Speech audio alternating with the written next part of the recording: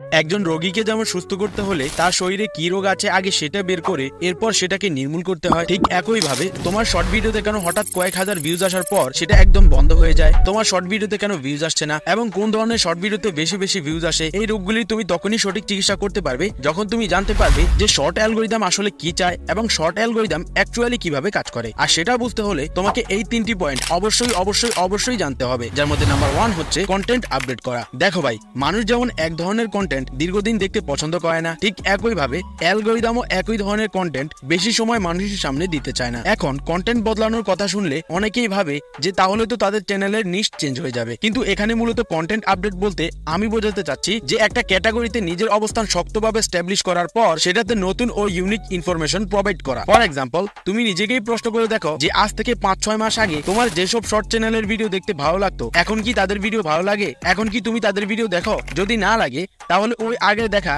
যে কোনো চ্যানেলের নাম যদি মনে থাকে তাহলে সার্চ দিয়ে সেই চ্যানেলে ঘুরে আসো, তাহলেই দেখবে যে তার চ্যানেলে আগের তুলনায় এখন ভিউজ আসা একদম কমে গেছে। আর যাদের শর্ট ভিডিও তুমি দীর্ঘদিন দেখছো, একটু রিসার্চ করে দেখো যে তারা তোমাকে তাদের চ্যানেলে ধরে রাখার জন্য কত সুন্দরভাবে নিজেদের content day by day update করেই যাচ্ছে। এখন তুমি বলবে, আরে রিঙ্গো ভাই, একই ক্যাটাগরিতে থেকে কন্টেন্ট কিভাবে আপডেট করব? সিম্পল, ধরো তুমি তোমার চ্যানেলে ফানি ভিডিও আপলোড করো। এখন দীর্ঘদিন ধরে এই একই ফানি ভিডিও দেওয়ার কারণে তোমার অডিয়েন্সদের মাইন্ডে অটোমেটিক সিগন্যাল যাবে যে এই চ্যানেলের ভিডিওতে ইন্টারেস্টিং কিছু থাকে না, যার ফলে তারা তোমার ভিডিওকে স্কিপ করে চলে যাবে। আর কোনো অডিয়েন্স যদি টানা 3 বার একই চ্যানেলের ভিডিওকে স্কিপ করে তাহলে ওই চ্যানেলের ভিডিও সেই অডিয়েন্সের সামনে সহজে পৌঁছায় না। কিন্তু তুমি যদি ওই চ্যানেলের ফানি ভিডিওতে নতুন কিছু অ্যাড করতে পারো তাহলে সেটার কারণে তোমার অডিয়েন্সও বোরিং হবে না এবং তোমার চ্যানেলেরও নিশ্চেঞ্জ হবে না। ফর এক্সাম্পল, যদি তুমি আগে শুধু ফানি কথা ও অ্যাক্টিং এর মাধ্যমে ভিডিও তৈরি করে থাকো তাহলে এখন সেগুলির সাথে সাথে যেসব মানুষ ট্রেন্ডিং এ রয়েছে তাদের নিয়ে ফানি ভিডিও তৈরি করো। আর এটা এমন একটা প্রসেস যেটা কখনোই শেষ হবে না, কারণ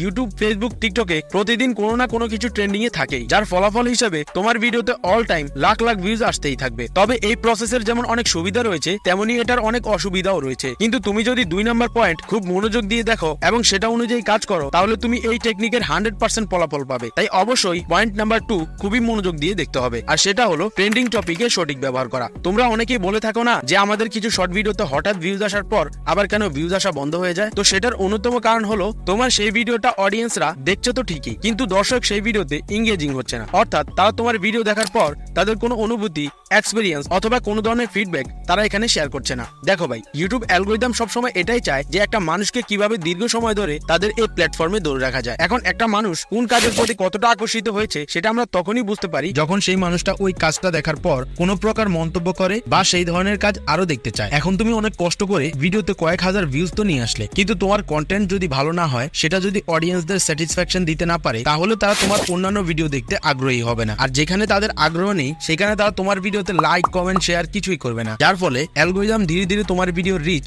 মানুষের সামনে পাঠানো বন্ধ করে দিবে। কিন্তু যদি তুমি তোমার ভিডিওর মাধ্যমে দর্শকদের এঙ্গেজিং করে ফেলতে পারো তাহলে তারা তোমার ভিডিওতে তাদের ফিলিংস লাইক, কমেন্টের মাধ্যমে শেয়ার করবে এবং তারা তোমার আরো ভিডিও দেখতে চাইবে, যেটাকে অডিয়েন্স সেশন টাইম বলা হয়। অর্থাৎ একজন দর্শককে কত সময় ধরে একটা চ্যানেল ইউটিউবের প্ল্যাটফর্মে আটকে রাখতে সক্ষম হয়েছে। যদি কোনো অডিয়েন্স তোমার একটা ভিডিওর সাথে সাথে আরো কিছু ভিডিও একটানা দেখতে থাকে তাহলে সেটাকে অডিয়েন্স সেশন টাইম বলা হয়। আর এই সেশন টাইম তুমি যতই বাড়াতে পারবে তত বেশি সময় ধরে অ্যালগরিদম তোমার সেই ভিডিওকে মানুষের সামনে রিকমেন্ড করতেই থাকবে, যার ফলে তোমার সেই ভিডিওতে ভিউজ আসা আর বন্ধ হবে না। কিন্তু যখন তুমি এত ভিউজ অর্জন করতে করতে অনেক সাবস্ক্রাইবার অর্জন করে ফেলবে তখনই তোমাকে আরো একটি সমস্যার সম্মুখীন হতে হবে। আর সেই সমস্যা কি এবং সেটাকে কিভাবে সমাধান করতে হয় সেটা আমি এই পয়েন্ট নাম্বার 3 তে খুব ভালোভাবে বুঝিয়ে দিয়েছি। ইউটিউবে ছোট থেকে বড় প্রত্যেকটা ক্রিয়েটরের এমন একটা সময় আসে যখন তারা ভিউজের দিক থেকে স্যাটিসফ্যাকশনে থাকলেও তাদের চ্যানেলের সাবস্ক্রাইবাররাই তখন তাদের চিন্তার কারণ হয়ে ওঠে। এখন চিন্তা এই জন্য তৈরি হয় না যে তাদের সাবস্ক্রাইবার কম, বরং সাবস্ক্রাইবাররা তাদের চিন্তার কারণ হয়ে ওঠে এই জন্য যে সেটার কারণে ইউটিউব তাদের ভিডিও রিচ একদম ডাউন করে দেয়। এখন তুমি বলবে, আরে রিঙ্গো ভাই, তুমি কি বললে? আমরা তো কিছুই বুঝতে পারলাম না। এক্সাম্পল হিসেবে ধরো তোমার শর্ট চ্যানেলে এখন সাবস্ক্রাইবার আছে 50 জন, কিন্তু তুমি ভিডিও ছাড়ার পর সেটাতে ভিউজ আসছে 500 এর উপরে। এখন এই মুহূর্তে স্বাভাবিকভাবেই তুমি যেমন যেমন ওই ভিডিওটিকে ভালো মনে করবে, ঠিক একইভাবে অ্যালগরিদমও সেই ভিডিওটিকে কোয়ালিটি সম্পন্ন মনে করবে, কারণ তার 50 জন অডিয়েন্সের বাইরেও নতুন অনেক মানুষ তার ভিডিও দেখতে ইন্টারেস্টেড, যার কারণে তার চ্যানেলে এত কম সাবস্ক্রাইবার থাকা সত্ত্বেও ভিডিওতে এত ভিউজ আসছে। এবার এই একই জিনিসকে একটু উল্টে দিলে সম্পূর্ণ খেলাই চেঞ্জ হয়ে যায়। এবার ধরো তোমার শর্ট চ্যানেলে এখন সাবস্ক্রাইবার আছে 500 এর উপরে, কিন্তু এইবার ভিডিও ছাড়ার পর যদি তোমার ভিডিওতে 50 কিংবা 100 ভিউজ আসে, তখন তুমি ওই মুহূর্তে স্বাভাবিকভাবেই যেমন ওই ভিডিওটির ভিউজ দেখে মন খারাপ করবে, ঠিক একইভাবে অ্যালগরিদমও সেই ভিডিওটিকে কোয়ালিটি সম্পূর্ণ মনে করবে না, কারণ যেই চ্যানেলে 500 সাবস্ক্রাইবার আছে সেই চ্যানেলে তো মিনিমাম 400 ভিউজও আসার কথা। তো এই সমস্যাটা তখনই তৈরি হয় যখন একটা চ্যানেলে বেশি বেশি ভিউজ আসতে আসতে সেই চ্যানেলের সাবস্ক্রাইবার সেই চ্যানেলের এভারেজ ভিউয়ের থেকেও বেশি হয়ে যায়, আর তখনই একটা চ্যানেল ধীরে ধীরে ডেড হতে শুরু করে।